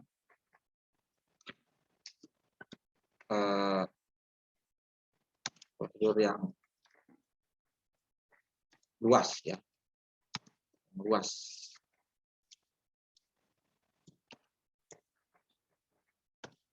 Ini karena ini tinggi tapi pengendaliannya sedang, ini bisa agak lebih rendah, ya.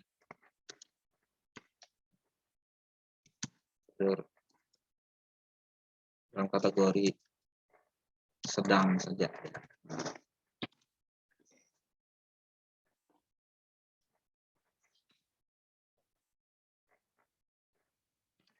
Nah, seperti ini ya kira-kira, ya. Kita sebagai auditor bisa membaca seperti ini dan kita tahu dampaknya dalam perencanaan audit harus seperti itu. Ya.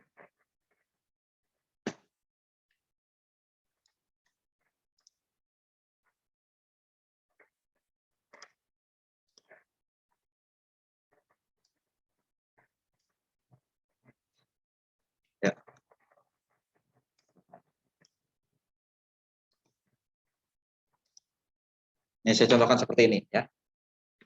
Oke.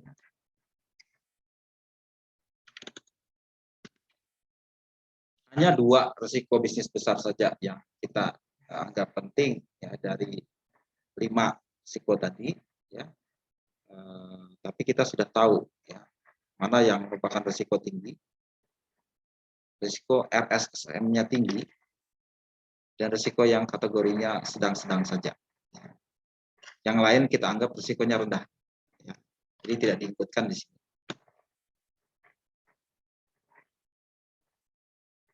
Oke, ada pertanyaan?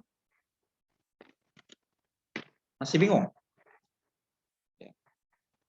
Nanti dari perusahaan yang kalian pilih, ya, lakukanlah seperti ini, ya. Coba diidentifikasi mana saja akun yang terdampak dari situ. Clue-nya kadang-kadang kita tangkap dari situ, ya. Ini kebetulan contoh yang bagus, ya kan. Di Indofood ini kebetulan perusahaan cukup bagus dalam dia memaparkan atau mengungkapkan risikonya. Tapi mungkin di perusahaan lain nggak sebagus ini, ya. Kalau umpama tidak ada informasi yang seperti ini, carilah perusahaan lain lagi yang ada informasinya, ya. Sebaiknya kalian tidak sama satu dengan yang lain, cari beda-beda, ya. Atau kalian bicarakanlah di antara kalian, ya, siapa yang mengambil siapa. Jangan sampai perusahaan yang sama diambil oleh 2 orang, ya kan. Karena perusahaannya banyak, pilihlah satu-satu untuk masing-masing orang. Ya. Jadi bervariasi kondisinya. Carilah juga datanya yang lengkap, ya. Tidak semua perusahaan punya data lengkap berkaitan dengan risiko. Carilah yang mereka yang mengungkapkan secara lengkap, ya, sehingga kalian bisa menilai. Ya, ini kan yang saya lakukan ini kan gampang karena ternyata si Indofood punya informasinya yang saya bisa nilai, saya masukkan ke sini. Kemudian walaupun di laporan tahunan tidak diungkapkan, saya bisa lari ke laporan keuangannya mencari bukti, ya. Di situ adakah akun yang terkait dengan itu, adakah misalnya uraian terkaitan dengan mekanisme pelindung nilai tadi, saya lihat ke belakang laporan keuangan, oh nggak ada kebetulan, ya. Maka itu akan menimbulkan kita punya asumsi bahwa ada risiko pengendalian yang cukup tinggi di sini.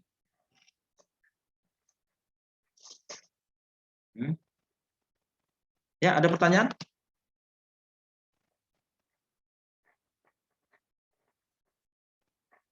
Ada pertanyaan? Untuk saya mau jawab.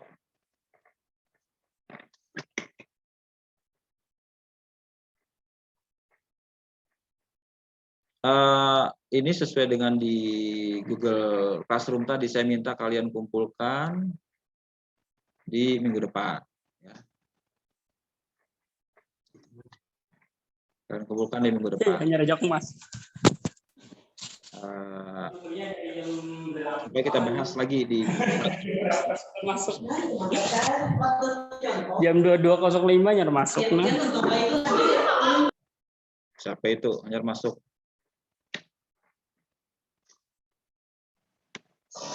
Ya, jadi ini coba kalian kerjakan. Ya, ada satu lagi tugas yang saya minta kalian kerjakan juga ya.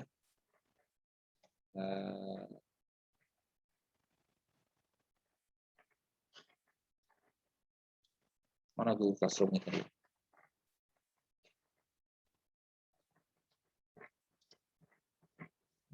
Di Google Classroom ada yang saya minta kerjakan juga berkaitan dengan proses pendapatan. Itu adalah analisis substantif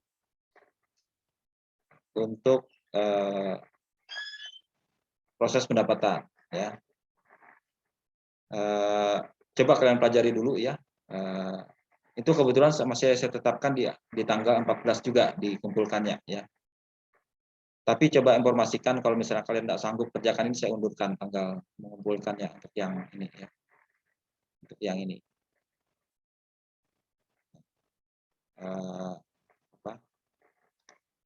Kalau nggak cukup waktunya, kita nanti akan ada kuliah tambahan lagi kalau saya nggak cukup membahas itu ya. Tapi sementara masih saya tetapkan angkanya di tanggal 14 itu.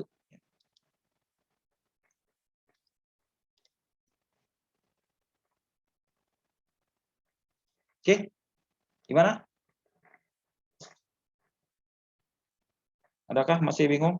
Ya, ini tadi saya sharing nanti ya, saya sharing di Google Classroom yang kita bahas hari ini, ya, yang sudah kita bahas. Kalian bisa contoh cara ini ya. Nanti setelah dikumpul saya lihat, saya periksa ya, nanti saya beri komen ya, atau perbaikannya seperti apa. Ya. Karena memang saya harus kasih input ya, maksudnya saya kasih feedback ya. Ini tidak mudah, memang saya sadar sekali tidak mudah. Ya.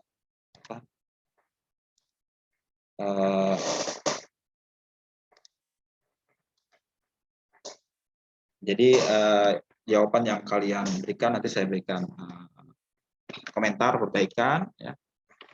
Nanti semua tugas ini akan dikompilasi di akhir semester menjadi satu bentuk makalah ya. Satu bentuk makalah. Jadi makalah itu tidak sekaligus dikerjakan, tapi dicicil ya kan. Ini makalah yang sesi pertama berkaitan dengan risiko bisnis ya. Nanti berkaitan dengan proses pendapatan itu adalah di bagian tadi yang tugas kedua mengenai analisis substantif untuk pendapatan di perusahaan yang Anda pilih itu. Ya. Saya akan mencontohkan punyanya si Indofood, ya. Kalian juga mengerjakan di perusahaan yang kalian pilih. Begitu seterusnya sampai minggu terakhir, ya. Nah, di minggu terakhir itu setelah itu dibuat kompilasi semua. Setelah saya memberikan usul perbaikan, kalian perbaiki ininya, kemudian digabung jadi satu di akhir semester nantinya. Jadi satu bentuk makalah khusus hanya untuk perusahaan yang Anda audit itu ya. Jadi akhir semester misalnya ambil perusahaan semen Indonesia, misalnya PT Semen Indonesia, dari awal sudah kelihatan ya. Kalau kalian mengaudit perusahaan ini, bayangan kalian sudah punya gambaran bahwa akan ada fokus-fokus area tertentu yang akan diaudit oleh kalian. Oke. Gimana? Sanggup? Nggak ada komentar nih. Bapak izin bertanya. Ya? Gimana? Kok Jadi- nggak ada komentar sama sekali? Kesulitan kah? Gini loh Pak, kan perusahaan yang saya pilih ini di laporan keuangannya di 2020 tuh ada tulisan tidak diaudit. Sedangkan di laporan keuangan di 2019 tuh diaudit. Apakah itu tidak apa-apa aja Pak? Jangan cari yang sudah ada, bukan laporan keuangan yang dicari ya, tapi laporan tahunan. Ya. Ya Pak. Laporan tahunan itu sudah pasti diaudit. Ya, mungkin yang kamu cari bukan yang terakhir itu ya. Cari laporan keuangan, laporan tahunan. Ya, laporan tahunan tidak mungkin dibuat kalau belum diaudit ya. Kalau laporan tahunan biasanya kalau hampir semua perusahaan sudah ada ya, karena paling tidak dibuat di awal tahun ini ya, di awal tahun 2021 ya. Mungkin yang kamu ambil bukan dari awal tahun itu ya, bukan yang terakhir ya. Apa sih nama perusahaannya? Bisa saya bantu carikan sini? PT Anugrah Karya Utama Tbk Pak. Bentar ya, saya Google dulu.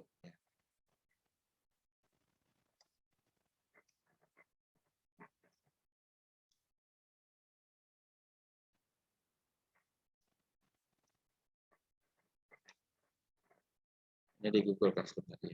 Saya Google dulu. Anugrah Karya Utama. Anugerah Kagum Karya Utama Tbk. Anugerah apa? Anugerah yang terindah. Kagum Anugerah Karya, apa? Kagum Karya Utama Pak. Agung. Oh. Nah, ada annual report-nya.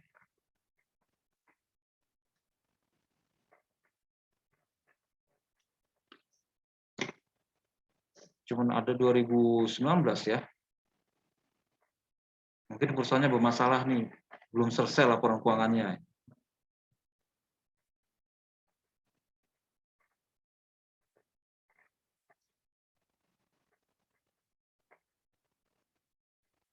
Sampai ininya nggak ada ya. Website perusahaannya nggak ada ya.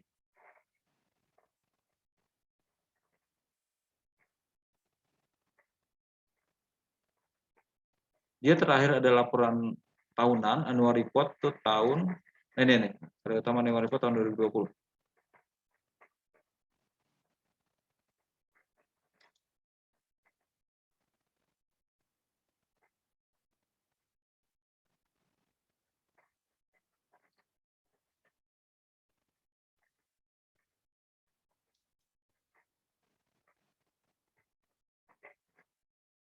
Dia belum tutup buku sampai sekarang ya. Sebaiknya cari perusahaan lain lah ya. Kayaknya dia belum ada bermasalah kayaknya perusahaan ini ya. Siap Pak. Kamu akan kesulitan nanti membuat analisisnya karena mungkin tidak tersedia datanya secara ini. Cari perusahaan yang lain saja ya. Kalau begini caranya jangan dipakai. Ya, kesulitan sendiri kamu jadi nanti. Bayangin yang triwulan keempat belum tersedia sampai sekarang ya. Ini kayaknya ada masalah dengan perusahaan ini nih, saya curiga ya. Laporan tahun 2020-nya belum ada full year. Nah,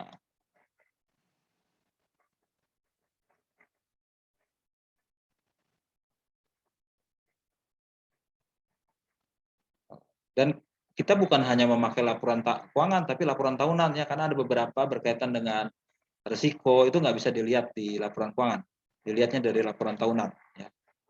Nah, sebaiknya cari perusahaan lain saja ya, yang lengkap. Ini kebetulan tidak lengkap di sini. Siap Pak, terima kasih. Ya, cari yang lain saja. Banyak kok perusahaan yang lain yang lebih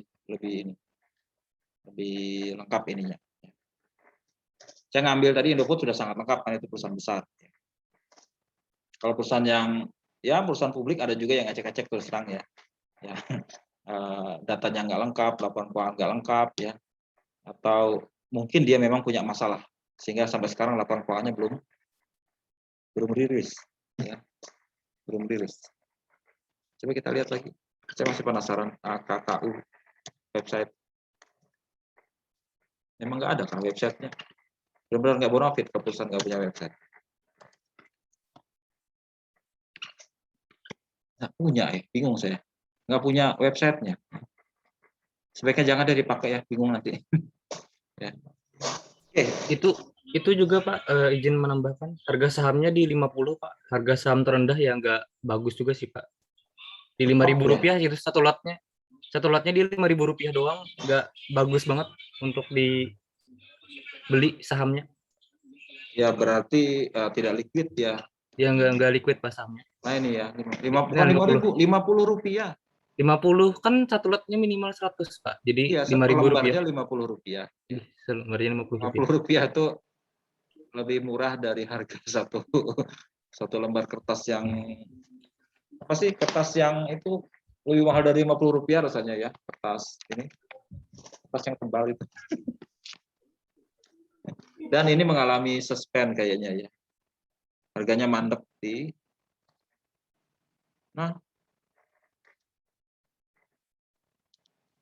ada yang ya ampun, dari sejak tahun 2018 harganya tetap Rp50, Rp53. Nah, dari sebelum tahun 2019, wah ini perusahaan payah ini, nggak usah. Perusahaan payah sekali ya, harganya mandek di Rp50 ya.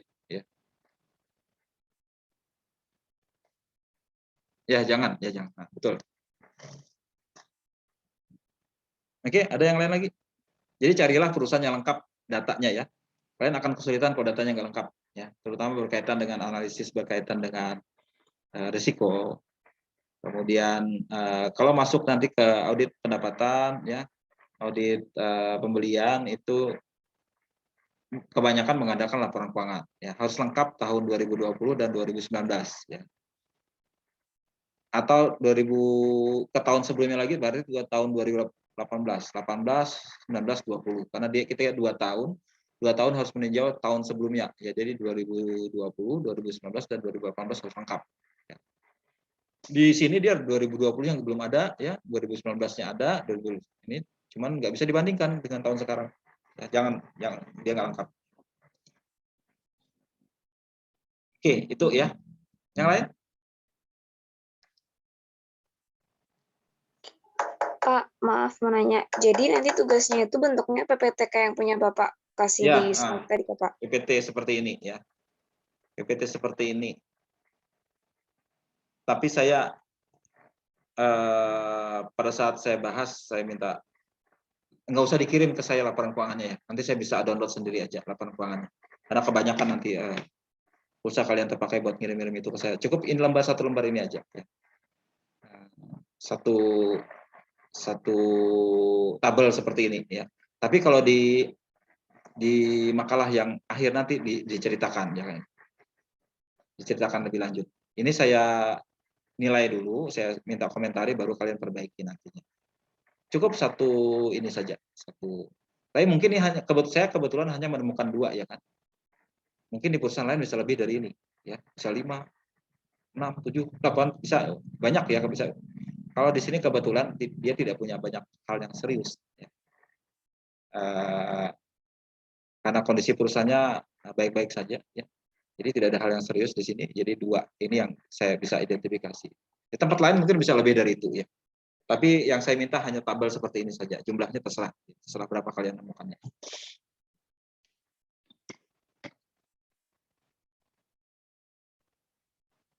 Ya. Ada yang lain lagi? Bapak, tadi perusahaan konstruksi nggak boleh ya Pak? Konsumsi apa? Konstruksi Pak. Konstruksi itu dia punya pengakuan pendapatan yang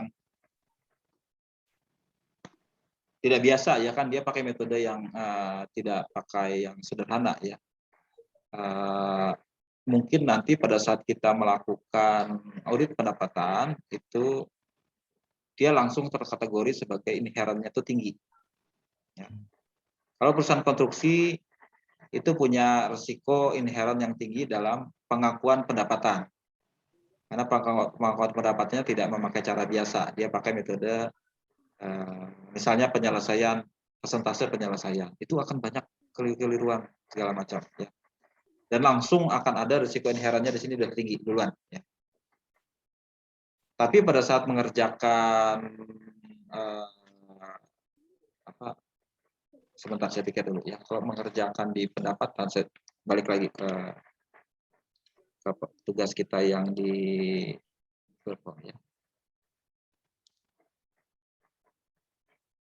Kalian diminta untuk melakukan analisis substantif rasio berkaitan dengan rasio penjualan terhadap jumlah aset, pertumbuhan piutang usaha, perputaran piutang usaha, rasio beban piutang terhadap lagi. Kemudian di pembelian dia ada perputaran utang usaha, beban pokok penjualan. Nah, beban pokok penjualan mungkin nggak bisa dilakukan ya, karena dia nggak punya beban pokok penjualan ya. Nah, tapi beban konstruksi bisa nggak ya? Oh, oke. Boleh saja ya, karena dia bisa kita hitung juga kok. Ya. Cuman mungkin akan ada perbedaan jelas di pendapatan dia. Ya. Nggak apa-apa, boleh aja konstruksi boleh, karena masih bisa kita hitung ini. Ini tugasnya nih Pak yang kayak ROE gitu ya Pak? ROE, IPS atau bukan Pak? Rasio lancar kan? Ya, itu kan Ya. kita melihat nantinya itu normal tidaknya gitu dari tahun ke tahun. Ya. Kita di sini bukan sebagai investor ya. Kalau investor menghitung ROE itu kan dalam rangka dia menilai ini perspektif apa enggak. Kalau kita auditor menggunakan rasio itu untuk menilai ini wajar atau tidak gitu. Bisa saja terjadi naik turun yang tidak wajar ya kan. Naik turun tidak wajar itu harus kita curigai apakah memang ada kesalahan kan dalam menghitungnya ya, atau mengakuinya. Nah, kalau sesuatu yang rasio yang tidak wajar itu harus kita curiga. Mungkin ada salah atau ada sengaja dia melakukan fraud ya, bisa jadi seperti itu ya. Nah, jadi saya minta kalian itu menghitung beberapa rasio di sini untuk tahu apakah itu wajar atau tidak. Ya. Ya. Anda melakukan penilaian apakah wajar saldo-saldo yang dilaporkan oleh perusahaan. Dengan mengevaluasi angka-angka tersebut, Anda harus mengecek informasi yang memberikan penjelasan lebih lanjut pada bagian lain dalam laporan keuangan. Mungkin penjelasannya kenapa? Mungkin ada sebab tertentu kah? Jadi tidak wajar, jadi fluktuasinya luar biasa, ya kan? Nah, itu nanti saya kirimkan contoh ya, contoh untuk yang ini ya. Contoh ini kebetulan belum saya upload di sini ya. Belum saya kasih contohnya, contoh pekerjaannya seperti apa yang sekarang saya kerjakan untuk tugas pertama ini akan ada contohnya nanti.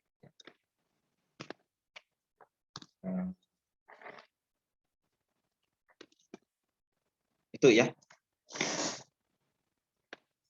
Jadi nanti sama perusahaannya untuk mengerjakan yang topik 1 pakai perusahaan yang sama, kerjakan topik 2 pakai perusahaan yang sama, 3 dan seterusnya juga perusahaan yang sama. Sampai akhir semester pakai perusahaan yang sama. Karena saya anggap itu adalah perusahaan yang kalian audit. Oke, udah? Ada pertanyaan lagi? Ya. Udah setengah 11 ya. Hampir setengah 11. Oke, kalau tidak ada pertanyaan saya akhiri dulu ya. Jadi saya harap kalian bisa mengerjakan tugas itu ya. Sebisa mungkin diselesaikan secepat mungkin. Kalau ada masalah silakan hubungi saya di grup ya. Apa kesulitannya ya. Lebih bagus lagi bisa di-sharing dia pakai perusahaan apa supaya nggak terdobel sama yang lain ya. Bisa diinikan. Dan juga memilih perusahaannya yang datanya lengkap. Ya. Bisa di browsing dulu ya, di scan isinya lengkap nggak? Kalau nggak lengkap ganti perusahaan lain lagi. Itu ya. Sekian dulu untuk malam ini. Terima kasih banyak atas perhatiannya ya. Sampai ketemu di pertemuan selanjutnya. Kontak aja via WA kalau memang ada masalah, nanti saya akan bantu semuanya. Oke, selamat malam, selamat istirahat, sampai ketemu lagi. Terima kasih. Sama-sama, Pak. Terima kasih. Terima kasih kembali, Pak. Terima kasih, Pak. Terima kasih, Pak.